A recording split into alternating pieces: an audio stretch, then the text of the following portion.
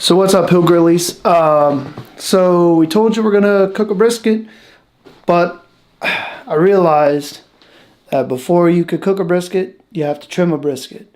So this week's episode is going to be a Tom's informational tip on how to trim a brisket, and then after we trim it, next week we'll cook it. It's going to be awesome. So hope you learn a lot. And if you have any questions, feel free to hit the comments section.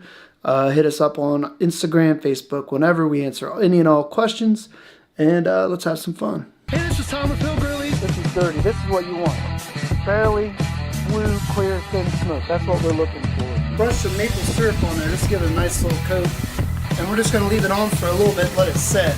Let that nice turn there. We want to get a little bit more tender, so we're going to go ahead and wrap it. The white shiny stuff here at the bottom is what's called the membrane. Hey, this is Tom with Hill Grillies. Today we're going to talk about wood and pecan. It's almost ready to wrap. I wrapped it around 165. Made a big ass mess. Okay, so let's get started. Now, before we could get too deep into the brisket, we have to talk about the two main parts of a brisket. And the two main parts are the point and the flat. Now, these are some really bad drawings, but I tried my best. Here's the point. That's where you get your burn-ins from.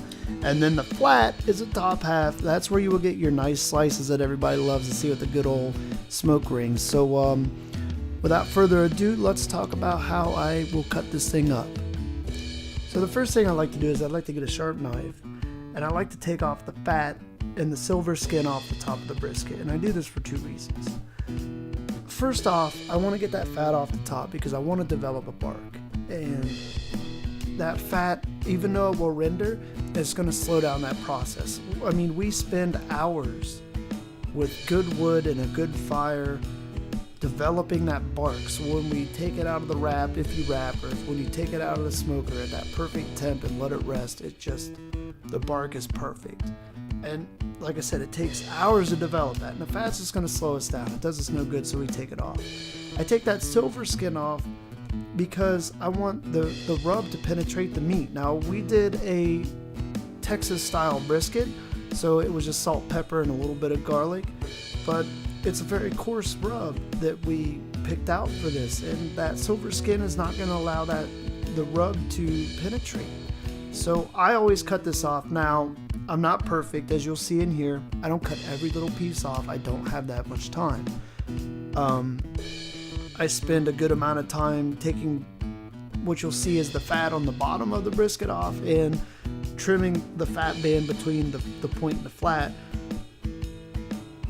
I'll do my best here, but I don't want to spend the amount of time it would take to get every little piece off. If you want to do that, more power to you, have at it, but I am not going to do that. So we're going to go ahead and speed this up and we'll get to the next part.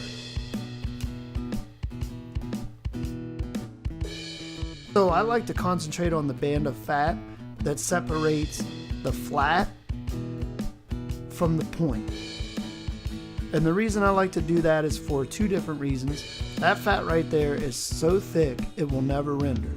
It's not going to do you any justice. It's not going to just be nice and soft and juicy and tender. It's going to be thick and it's going to be leather and you're not going to like it.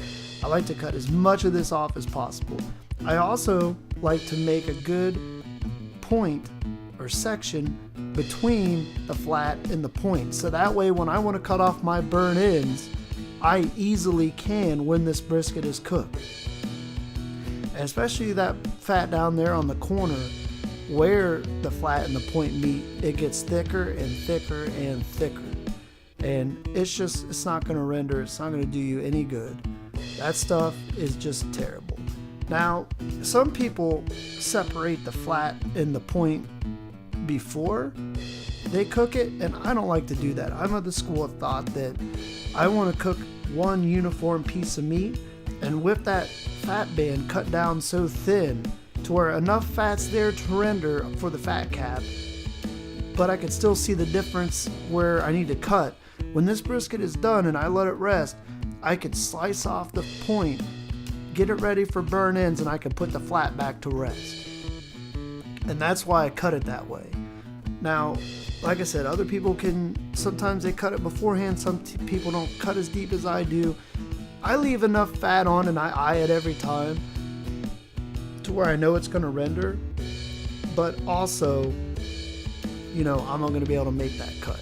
So we'll go ahead and I'll finish this up and we'll go to the next section. And here's where the fun part begins. Here's where you cut the fat off the bottom of the brisket. And in the world of trimming briskets, this is the fine line. You want to take as much fat off of as you need to where your meat's going to cook, and it's going to cook evenly because that fat won't render. But you don't want to cut too much off to where you're exposing too much of the meat on the bottom of your brisket. It will burn and it won't be as good. Now, I cook fat side down, which is the side you're looking at. Some people cook fat side up. There's been numerous studies where they've done them at the same time and no difference. I'd never cook fat side up. I probably won't ever. But with that being said, like, you just need to make sure you're cutting enough fat off to where the meat's gonna cook evenly, but not to where you're exposing it to where it's gonna burn. I do that by touching the fat, and the reason is because when you first get that packer brisket, and a packer brisket just means it's all attached, like the point in the flat, you'll see that it's really hard. You'll knock on it, tap it with your finger, and it's super hard. That's me feeling it right there. And the closer you get to the meat, obviously the softer it gets. And I'm not saying there's a perfect softness because every brisket's different. You have to experiment and do as many as you can and learn. But this is where you just have to be really careful. So after I get all the fat off the bottom of the brisket, the last thing I do is just a general cleanup. Go back over the top, maybe get some silver skin or fat that I missed, check the fat band one more time, make sure I got everything trimmed down to where I'm going to make that perfect cut.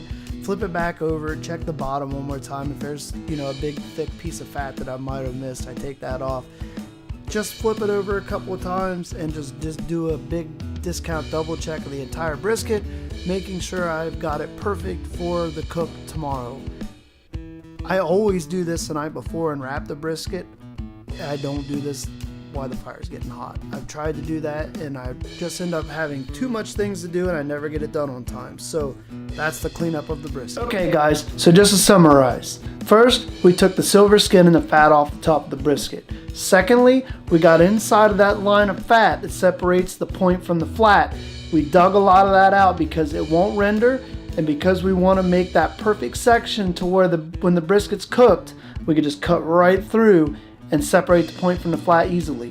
Then we flipped it over, we cut the fat off the bottom of the brisket with the silver rule, dumbass, with the rule that you cut enough off to where your meat's gonna cook evenly and it's gonna render, but you don't take too much off to where you expose the meat and possibly burn it. Then lastly, we flipped it back over, did a discount double check, cleaned it all up, and wrapped it up, and then it would be ready to smoke. So stay tuned for next week when we actually cook this bad boy.